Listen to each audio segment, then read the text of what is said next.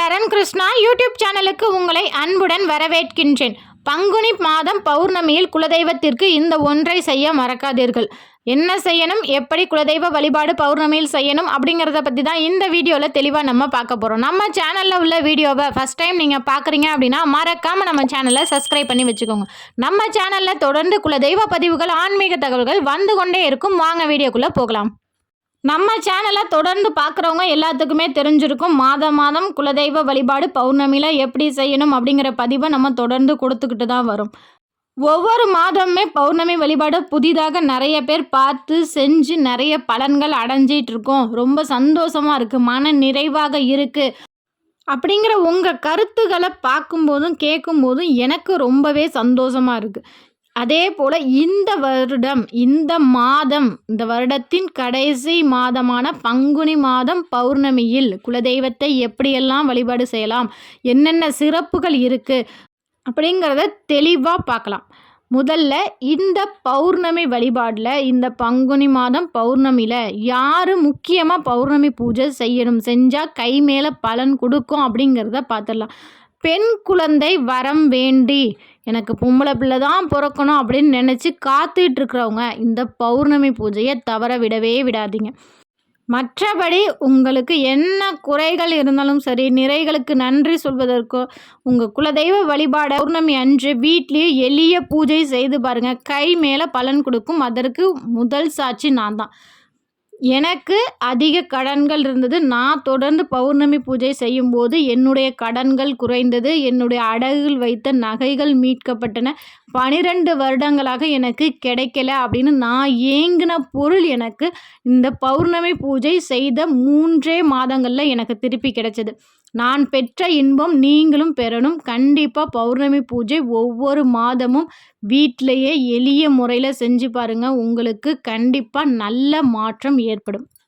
பௌர்ணமி பூஜை பொதுவாக எல்லா மாதமும் எப்படி செய்யணும் அப்படிங்கிறத சுருக்கமாக சொல்லிடுறேன்.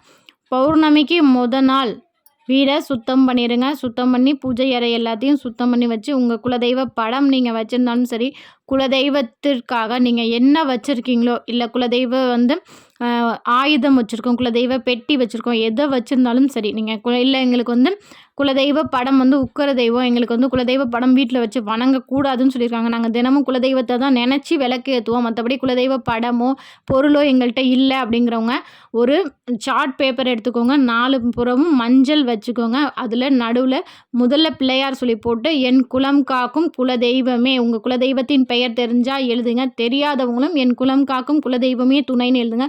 குலதெய்வம் தெரியும் அப்படின்னா, உதாரணத்துக்கு சொல்கிறேன், எங்கள் குலதெய்வம் ஐயனார்னா என் குலம் காக்கும் குலதெய்வமே ஐயனாரப்பா துணை அப்படின்னு சொல்லி எழுதி, அதற்கு மஞ்சள் குங்குமம் வைத்து அதை நீங்கள் ஃபோட்டோவாக ஃப்ரேம் பண்ணாலும் சரி, இல்லை அந்த பேப்பரை நீங்கள் செவுத்தில் ஒட்டி அதற்கு நீங்கள் மண் தீபம் ஏற்றலாம். இல்லை அதற்கே நீங்கள் அலங்காரம் பண்ணி பௌர்ணமி பூஜை தாராளமாக செய்யலாம். இல்லை இப்படிலாம் எங்களுக்கு எதுவுமே செய்ய முடியல அப்படிங்கிறப்ப குத்து விளக்கு வச்சு, குத்து விளக்கை உங்கள் குலதெய்வமாக பாவித்து பௌர்ணமியில் நீங்கள் தாராளமாக பூஜை செய்யலாம். பௌர்ணமி பூஜை அப்படின்னாலே மாலை நேரத்தில் மட்டும்தான் நம்ம செய்யணும். இந்த மாதம் பங்குனி மாதம் பௌர்ணமி 2 நாட்கள் வருது. அதாவது ஞாயிற்றுக்கிழமை 11 மணி போல் ஆரம்பித்து திங்கட்கிழமை 1 மணி வரை பௌர்ணமி இருக்கின்றது. அது நம்ம பௌர்ணமி பூஜைனாலே மாலை நேரத்தில் செய்கிறதுனால ஞாயிற்றுக்கிழமை மாலை நேரத்தில் பௌர்ணமி பூஜை செய்வது சிறப்பு. ஞாயிற்றுக்கிழமை எங்கள் வீட்டில் அசைவம் தான் எடுப்போம். அன்றைக்கி எல்லோரும் வீட்டில் இருக்கிறனால அசைவம் எடுக்கிறனால எங்களால் எப்படி நாங்கள் பூஜை செய்கிறது, இல்லை வீட்டில் எல்லோரும் சாப்பிட்டு நாங்கள் பெண்கள் மட்டும் நாங்கள் சாப்பிடாமல் குலதெய்வத்திற்கு பூஜை செய்யலாமா அப்படிங்கிற கொஸ்டின் வரும். அப்படி உங்கள் வீட்டில் நான்வெஜ் தான் எடுக்கணும் அப்படிங்கிற சூழ்நிலை வந்தால் மாலை நேரத்தில் நீங்கள் பூஜை செய்வதை தவிர்த்து விட்டு காலை நேரத்தில், அதாவது மறுநாள் திங்கட்கிழமை பங்குனி உத்திரத்தன்று காலையில் பிரம்ம முகூர்த்தத்தில் நீங்கள் பௌர்ணமி பூஜை தாராளமாக செய்யலாம். இப்போது எல்லாமே தெளிவாக சொல்லியாச்சு. குலதெய்வம் தெரிஞ்சவங்க, தெரியாதவங்க, படம் இருக்கிறவங்க, இருக்காதவங்க எப்படி பூஜை செய்ய ஆரம்பிக்கணும், எந்த நேரத்தில் செய்யணும் அப்படிங்கிறத சொல்லியாச்சு. அடுத்தது, குலதெய்வத்திற்கு அன்றைய தினத்தில் நீங்கள் பௌர்ணமி பூஜை செய்கிறீங்கன்னாலே கட்டாயம் இருக்க வேண்டியது வாசனை மலர்கள், தாமரை மலர், வண்ண வண்ண மலர்கள். அந்த நேரத்தில் உங்கள் குலதெய்வத்தை எப்படியெல்லாம் நீங்கள் அலங்கரிக்கணும்னு ஆசைப்பட்றீங்களோ அவ்வளோவும் செய்யலாம்.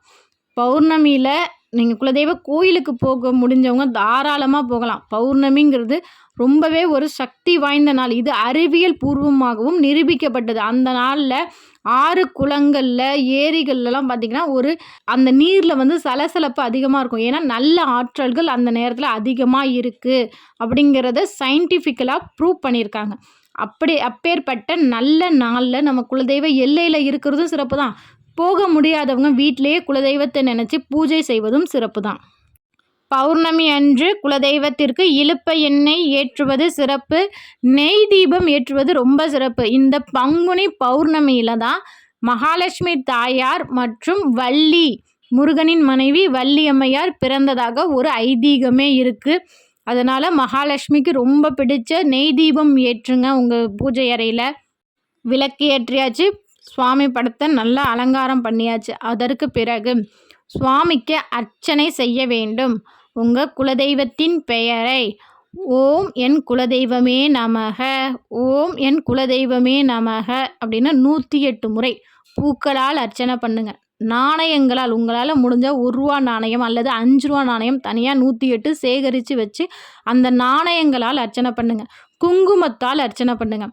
வேறு ஏதேனும் உங்களுக்கு மந்திரங்கள், உங்கள் குலதெய்வத்தை பற்றின ஒரு புத்தகமோ பாடல்களோ மந்திரங்களோ தெரிஞ்சால் தாராளமாக அதை படித்து அர்ச்சனை செய்த பிறகு தலவாழை இலை விரித்து குலதெய்வத்திற்கு படையல் இட வேண்டும். குலதெய்வத்திற்குனாலே முதல் பொருள் அப்படின்னா பொங்கல் தான். சக்கரை பொங்கல், பானகம் மற்றும் மாவிளக்கு, இதை 3மே வைத்துவிட்டு அதற்கு பிறகு அந்த நாளின் சிறப்பு, எப்போதுமே எந்த நாளில் பௌர்ணமி வருதோ அந்த நாளுக்குரிய சிறப்பாக நம்ம ஏதேனும் ஒரு பொருள் வைக்கும்போது அந்த நாளில் நம்ம செய்கிறதற்கான பலன்களும் கூடும்.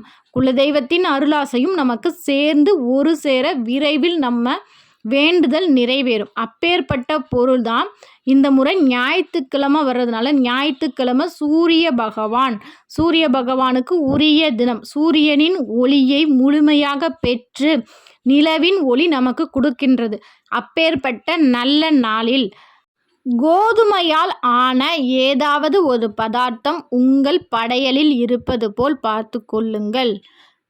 கோதுமை அது என்ன வேணாலும் இருக்கலாம். ஏதாவது ஒரு இனிப்பு செய்து வச்சாலும் சரி, இல்லை கடையில் நீங்கள் வாங்கிட்டு வந்து வைத்தாலும் சரி வச்சுக்கோங்க. வச்சுட்டு அதற்கு பிறகு பத்தி ஏற்றுங்க. அடுத்தது கட்டாயம் தூபம் போடுங்கள். தூபம் போட்ட பிறகு அந்த தூபத்தில் ஒரு மஞ்சள் நிற துணி எடுத்து வச்சுக்கோங்க. அதில் உங்களோட வேண்டுதல் என்ன இருக்கோ, எனக்கு இந்த வேண்டுதல் விரைவில் நடக்கணும் அப்படின்னு சொல்லி வேண்டிக்கிட்டு 11 ரூபா அதில் முடிஞ்சு அந்த தூபத்தில் காமிச்சு, அந்த தூப புகையில் காமிச்சு உங்கள் குலதெய்வத்தின் காலடியில் வச்சுருங்க.